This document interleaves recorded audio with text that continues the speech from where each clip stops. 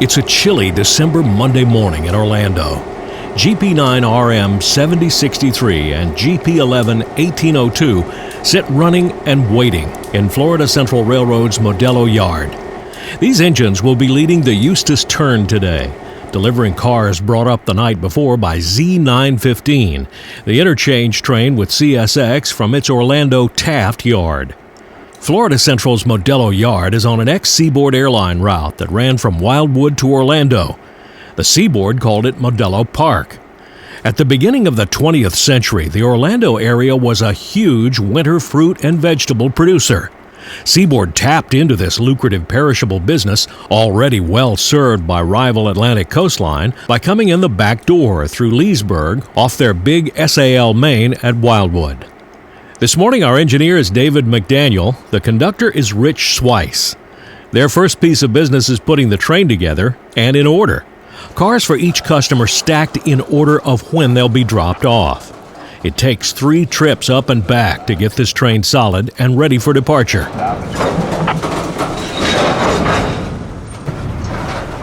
The last shove will send the consist over the road crossing at the bottom of the yard.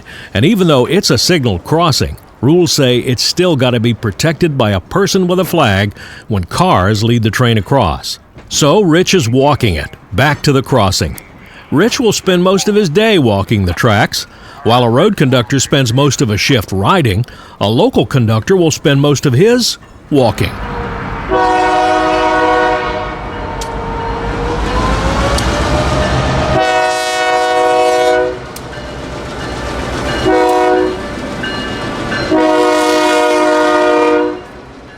We leapfrogged the train north about 1.5 miles to catch him at speed.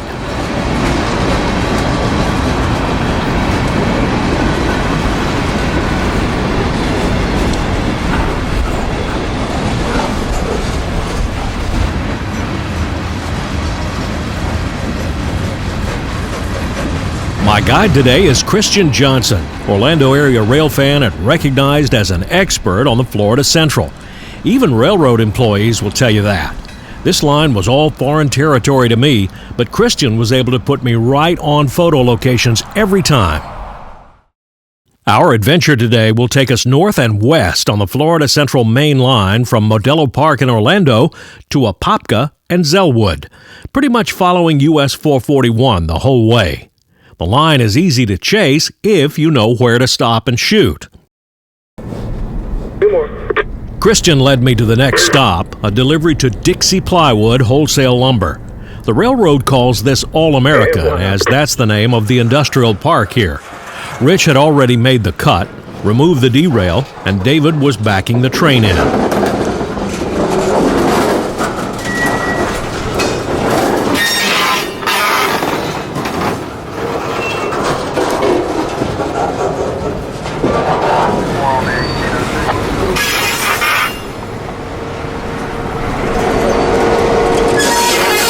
The Eustis turn is running with 2 engines this morning, but it won't be that way all day.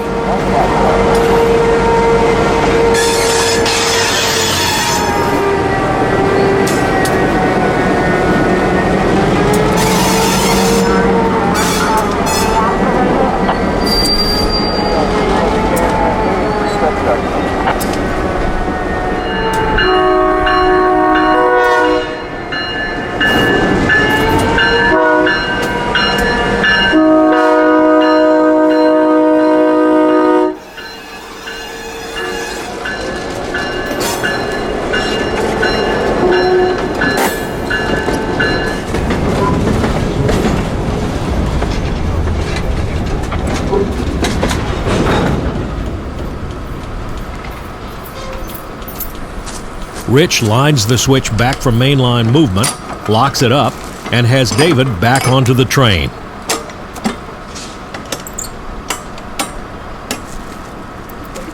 Clear, lock the line for the main. Ahead, 4 couple.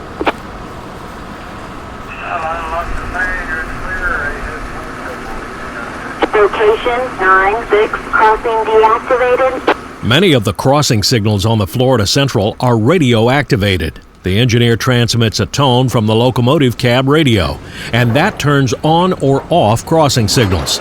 This is helpful in situations where he's switching on the crossing circuit. He can manually turn off the signals to let road traffic pass. Three-step protection applied on the 1802. Thanks, sir. Christian knew where the next customer drop would be and led me to Overland Road, where it flies over the railroad. We're technically in Apopka now, in a pocket of heavy industry surrounded by endless tract house developments. David and Rich are dropping a cut of empty gondolas for scrap metal processors, and Rich is doing most of his work on foot. This short siding is named Finfrock for the giant design build company that creates structural elements for parking garages and other buildings, and it looks like business is pretty good. 1802 almost arrived in your line for Tonto. Hey, ahead. You're about 14 stops.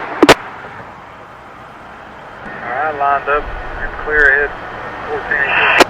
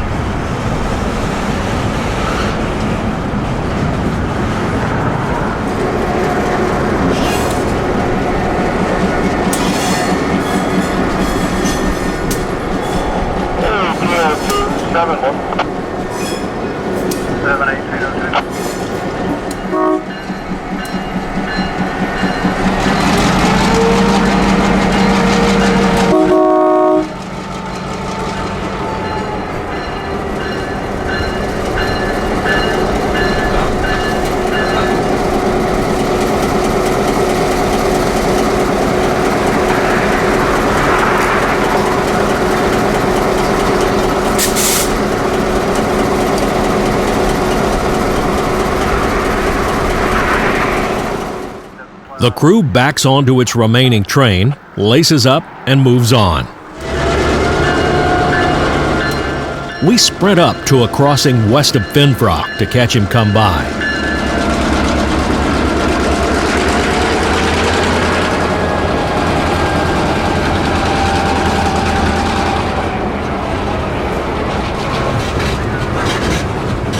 At Vulcan Road, we ran into Florida Central trainmaster Bill Dusenberry.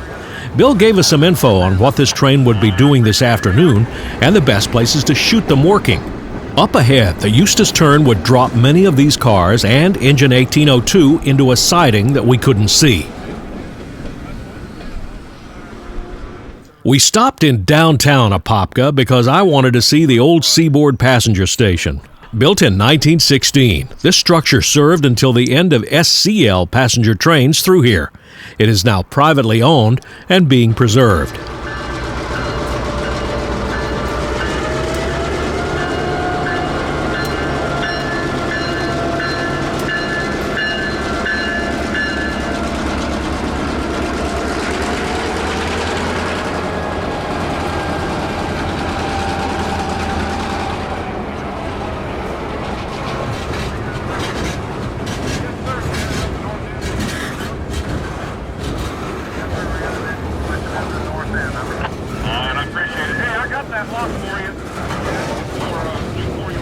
This line meanders up past both residential and industrial parcels. Just west of Lakeview Drive at the ST 799.3, the Plymouth yard limit begins. Not really a switching yard, Plymouth is home to the Florida Central's engine shop and maintenance base. The track splits a Coca-Cola syrup and orange juice plant on one side and a giant cold storage warehouse on the other. Just this side of those tank cars is an artifact of the old railroad still in service, a piggyback loading ramp. These were all over the seaboard and the coastline at one time. Truck trailers were backed up this ramp and onto flat cars, circus style. The Florida Central uses it to occasionally load equipment. The railroads still use the term ramp for modern intermodal terminals, even though nowadays flat cars are loaded and unloaded with cranes and tractors and not ramps. Christian and I went one crossing too far for our next catch. The drop was actually one customer back. Newton Oil to spot a single loaded tank. But first, a little track maintenance was needed. A storm the night before washed a lot of mud across the rails, and in rare occasions that can cause a wheel flange to climb up and off the track. Luckily, one of the industry employees had a shovel and cleared the railhead in short order. Rich and David backed down the spur, and the cars had no problem over the dirt crossing.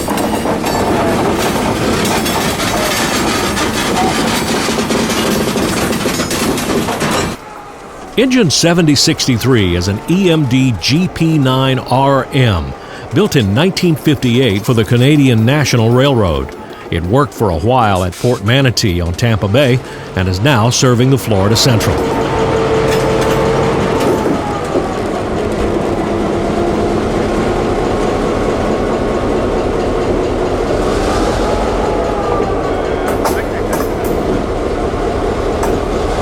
Next up were two customers on a spur in Zellwood. The first, Chemical Systems, a food service cleaning company, getting a tank car. 563.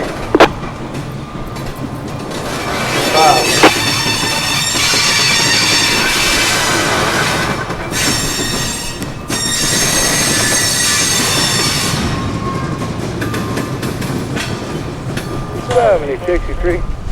Three cars.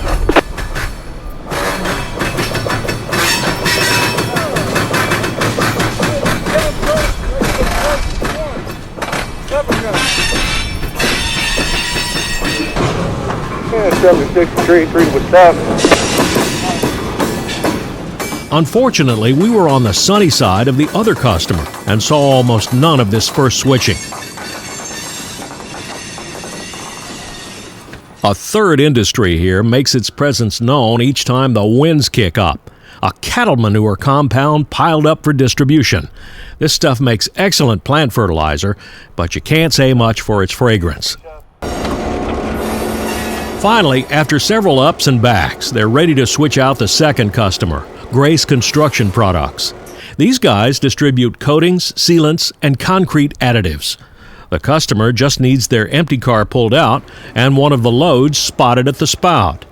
This is where thinking ahead is crucial, because a mistake could cost you a half an hour.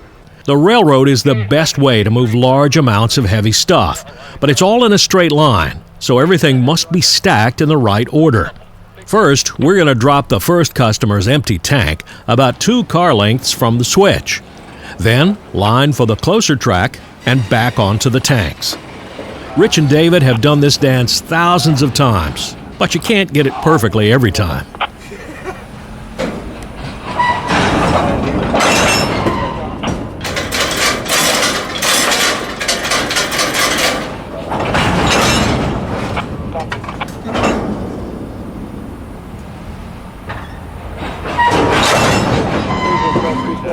Three-step protection. Apply train brakes, place the reverser lever in neutral, and open the generator field switch. These 3 actions ensure the train doesn't move while Rich gets in between the cars to lace up the air brake hoses. Then he walks back to knock off the handbrakes. And David pulls the whole consist out past the switch.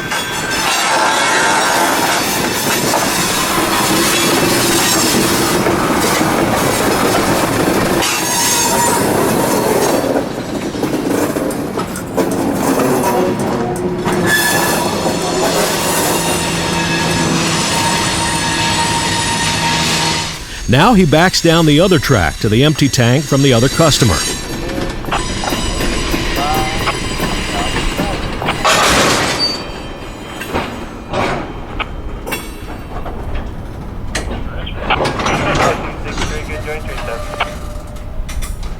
Rich then walks up 1 car, the empty they just pulled out, and makes a cut. A very loud cut. The original cut, minus the empty, is pulled past the switch, and then back down into the new spotting position.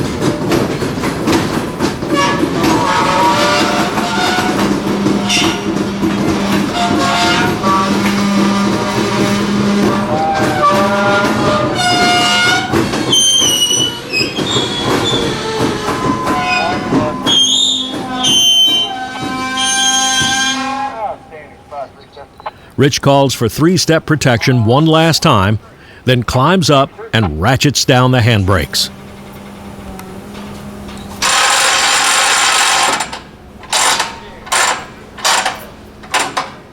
I hope you've enjoyed our day on the Florida Central Railroad. My thanks to Christian Johnson for his expert tour guiding and to Trainmaster Bill Dusenberry for his info. Please hit the like button if you like this show, and I'll see you next time. In Zellwood, Florida, this is Danny Harmon, out.